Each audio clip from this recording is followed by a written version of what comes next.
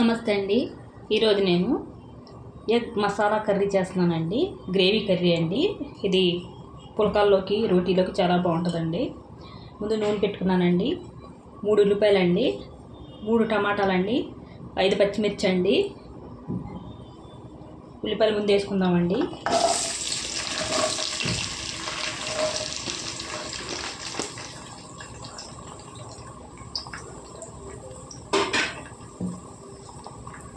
ఉప్పు వేసుకుందామండి.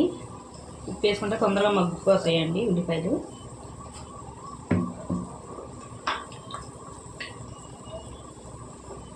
పసుపు అండి. బాగా కలుపుకోవాలండి.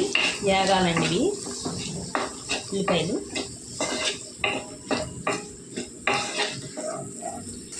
చూడండి ఉల్లిపాయలు వేగిపోయాయండి. ఇందులో టమాటాలు వేసుకుందామండి.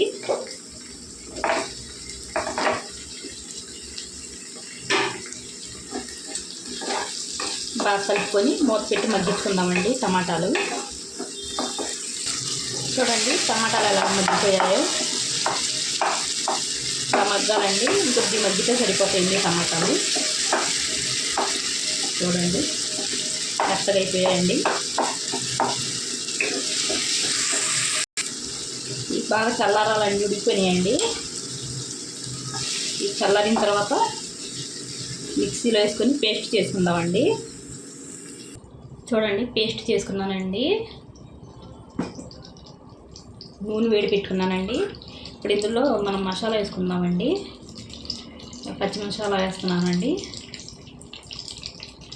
ఎందుకంటే మనం అవి వేపేసుకున్నాం కదండి, దాని గురించి ముందు మసాలా వేపుకుంటున్నాను. వేపుకుంటే తొందరగా పచ్చి వాసన పోద్దండి.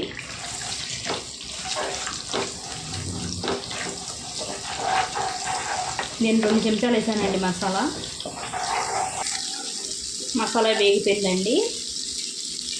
ఇది ప్యూరీ వేసేసుకుందామండి మనం.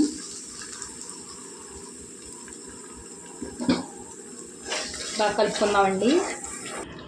చూడండి మొత్తం కలిపేసానండి. బాగా కలిసిపోయింది. ఇప్పుడు కారం వేసుకుందామండి. కారం తగినంత అండి. కారం ఎక్కువ తినేవాళ్ళు ఎక్కువ, తక్కువ తినేవాళ్ళు తక్కువ అండి.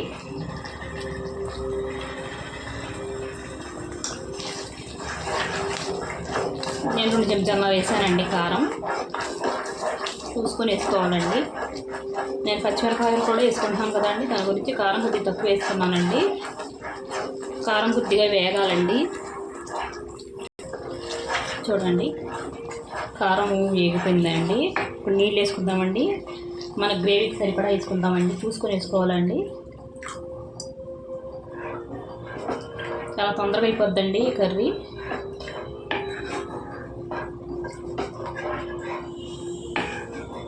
నేనైతే ఒక గ్లాస్ నీళ్ళు వేసుకున్నానండి. సరిపోతాయి గ్లాస్ అయితే. ఇప్పుడే ఉప్పు చూసుకోవాలండి.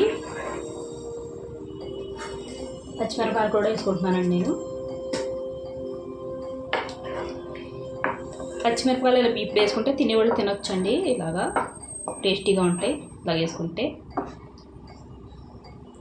మూత పెట్టి వండుకుందామండి. చూడండి ఉడకటం మొదలైంది కదండి.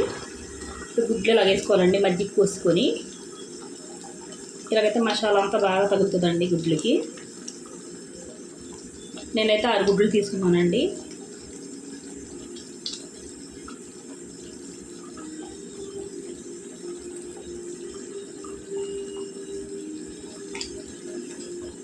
ఒకసారి కొద్దిగా కదిపి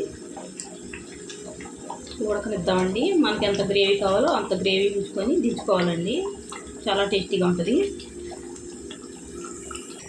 చూడండి గ్రేవీ దగ్గరికి అంతా పడిపోయిందండి. ఇప్పుడు కొత్తిమీర వేసుకుందామండి మనం.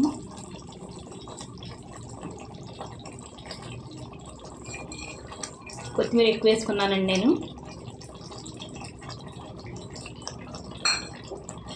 ఒకసారి ఇలా కలుపుకొని దించేసుకుందామండి. అంతేనండి ఎగ్ మసాలా గ్రేవీ కర్రీ చాలా టేస్టీగా ఉంటుంది. ఒకసారి మీరు ట్రై చేయండి. నచ్చితే లైక్, షేర్, సబ్స్క్రైబ్ చేసుకోండి.